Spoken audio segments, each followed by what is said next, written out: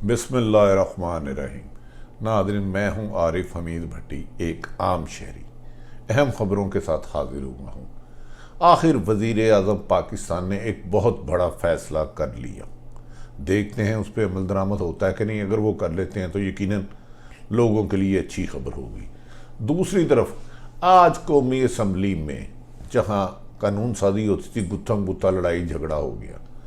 नाज़रीन, सारी तफसीली गुफ्तगू करने से पहले अगर आरिफ हमीद भट्टी का यूट्यूब चैनल आपको पसंद आए, सब्सक्राइब करें, लाइक करें, हो सके तो शेयर करें।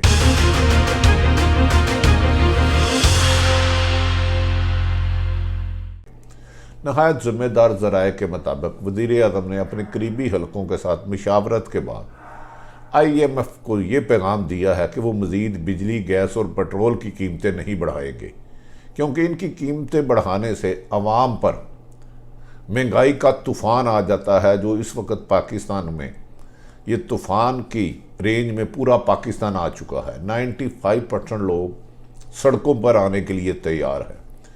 बहुत अच्छा किया वज़ीर आज़म ने सिर्फ अपने ज़ाती एडवाइज़रों की बजाय कुछ न्यूट्रल राय भी ली। जो न्यूट्रल राय थी उन तक पहुंची कि अपोजिशन आपके लिए नुकसानदेह नहीं, ताहम महंगाई का ऊपर अरूज पर आसमानों पे जाना, रोज़मर्रा की अशिया की कीमतें लोगों की रेंज से ज़्यादा हो जाना और बहुत ज़्यादा हो जाना, खुदकशियों में इजाफा होना, लोगों का बेघरों में इजाफा होना, तालीम से महरूम होना, सेहत से महरूम होना, आवाम में मायूसी नहीं बल्कि कहीं गुमनाम सी खामोशी है। वज़ीर आज़म को यह भी मैसेज दिया गया कि यह खामोशी किसी बड़े तूफ़ान का पेशे खैमा हो सकती है, जिस पर ज़िम्मेदार ज़राए के मुताबिक वज़ीर आज़म ने अपने करीबी लोगों को बुलाकर कहा कि आपस की लड़ाई झगड़ियाँ या अपोजिशन के साथ इख्तलाफ राय अपनी जगह चलता रहेगा, लेकिन IMF को मैसेज दे दिया जाए कि पाकिस्तान इस वक्त इकॉनमी तौर पर नीचे जा रहा है। इसे थोड़ा सा स्टैंड करने के लिए हमें बेहतर पॉलिसियाँ लानी होंगी। तो मजबूरन पाकिस्तान IMF के दबाव पर बिजली जो आप पे गिरती है, गैस जिससे आप झुलसते हैं, पेट्रोल जिससे आप झुलसते हैं, इनकी कीमतें नहीं बढ़ाई जाएंगी।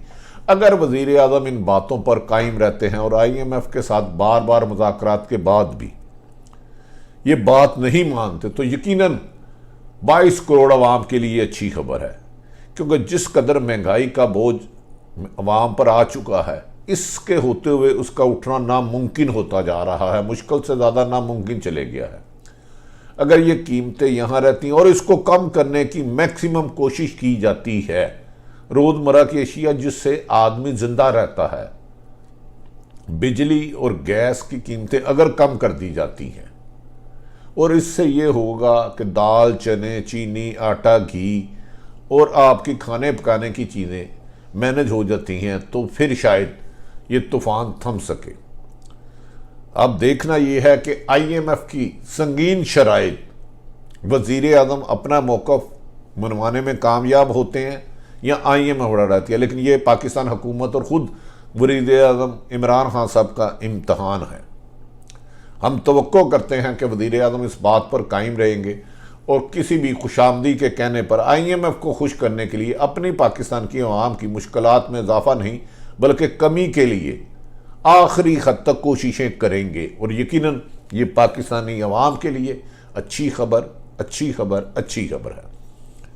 दूसरी तरफ पीपल्स पार्टी और नून लीग आपस में फिर इस बात पर इख्तलाफ कर चुके हैं कि मौजूदा हुकूमत को गिराने का हमें फ़ायदा नहीं। पीपल्स पार्टी ये स्टैंड ले रही है कि हमारे पास ऑलरेडी एक सिंध का सूबा है, अगर मौजूदा हुकूमत को गिराने की कोशिश की जाती है और इसके असरात सिंध पर भी पड़ते हैं, तो क्या ये हालात उधर भी कशीदा हो सकते हैं, उधर भी तब्दीली हो सकती है, जिस पर आसफ अली जरदारी ने अपने करीबी हलकों को कहा कि बयानात की हद तक आपने हुकूमत पर तनकीद बेइंतहा करनी है, महंगाई का शोर डालना है, नाक़िस सफारतकारी का शोर डालना है, लेकिन हुकूमत गिराने का हिस्सा नहीं बनना, क्योंकि इससे हमें सिंध हुकूमत से भी बेहरूम होना पड़ेगा।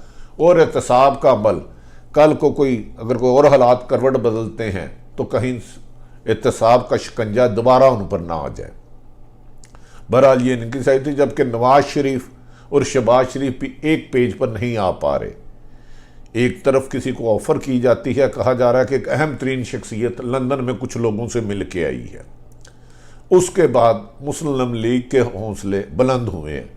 ताहम दूसरे बाखबर ज़राए कहते हैं वो अहम तरीन शख्सियत होकर तो आई है, लेकिन कोई ख़त्मी फ़ैसला नहीं हो सका, क्योंकि मौजूदा हालात में मुल्की सूरत हाल, सियासी सूरत हाल को तब्दील करना किसी और बड़े एडवेंचर की तरफ ले जा सकता है। ये सिलसिले अब अपनी जगह जारी है। आज नाज़रीन कौमी असम्बली का इजलास था, जिस पर तमाम हुकूमती और अपोजिशन अरकान ने एक दूसरे पर खासे तीर बरसाए।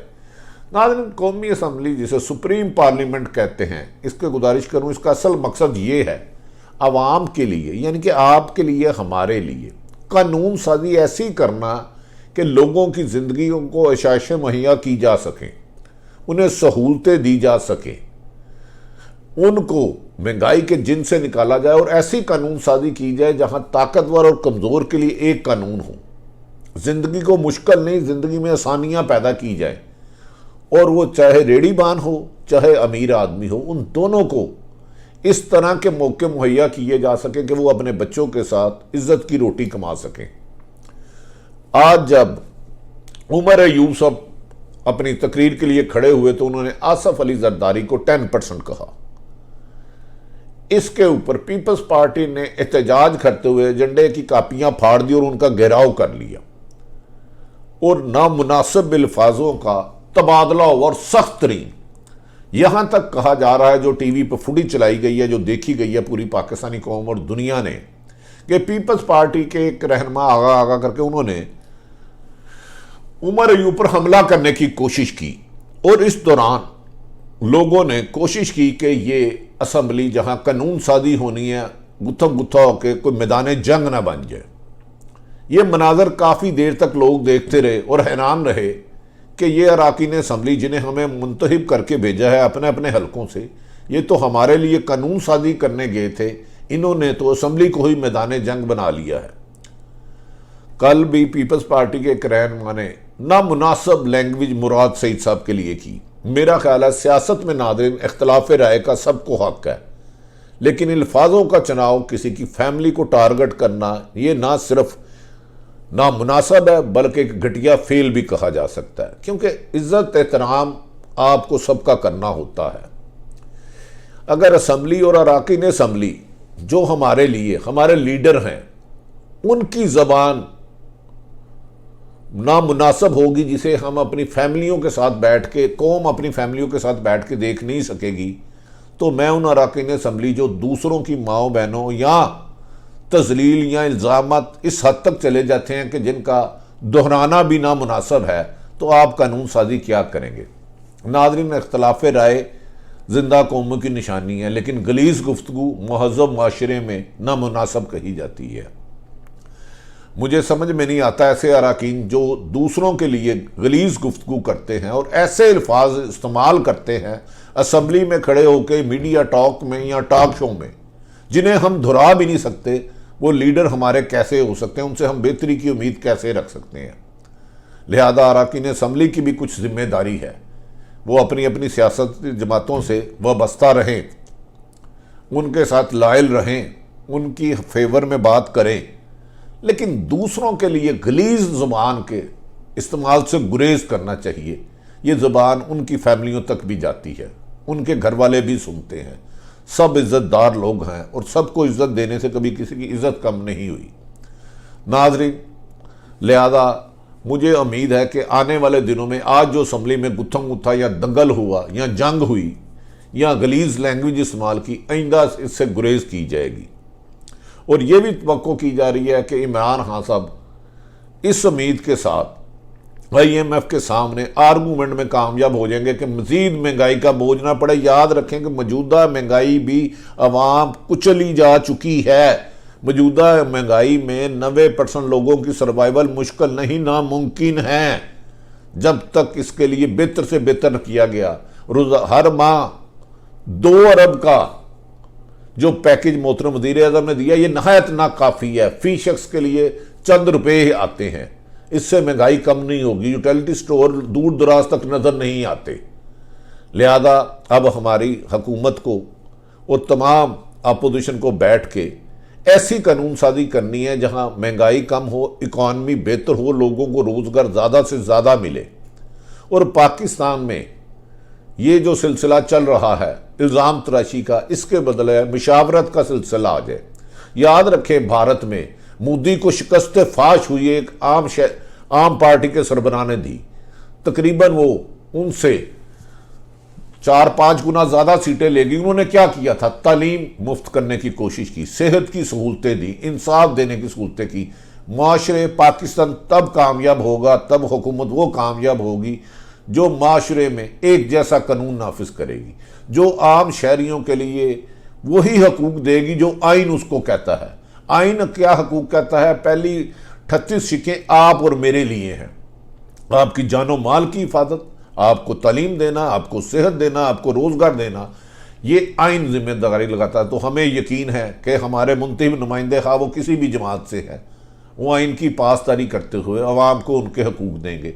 इसी से पाकिस्तान में अमन आएगा, इसी से पाकिस्तान में खुशहाली आएगी, इसी से पाकिस्तान कामयाबी की तरफ जाएगा। हमें दुनिया और दबाव को नहीं देखना, हमें हर वो काम करना है जो पाकिस्तान के मफाद में हो, पाकिस्तान के आम शहरी के मफाद में हो।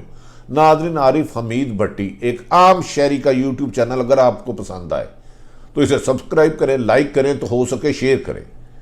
नाज़रीन, याद रखें, पाकिस्तान को खुशहाल बनाने के लिए करप्शन का खात्मा, सिफारिश का खात्मा, बददियानती और करैक्टर असैसिनेशन की रवायात को दफन करना होगा। आप अपने अहले खाना का, अपने इर्द गिर्द अपने करीबी लोगों का ख्याल रखें, उनकी खुशियों में इजाफे का बायस बने, उनकी तकलीफ़ों को दूर करने का बायस बने। अपना और अपने अहले खाना का ख्याल रखें। आरिफ हमीद भट्टी को इजाज़त दें। पाकिस्तान जिंदाबाद।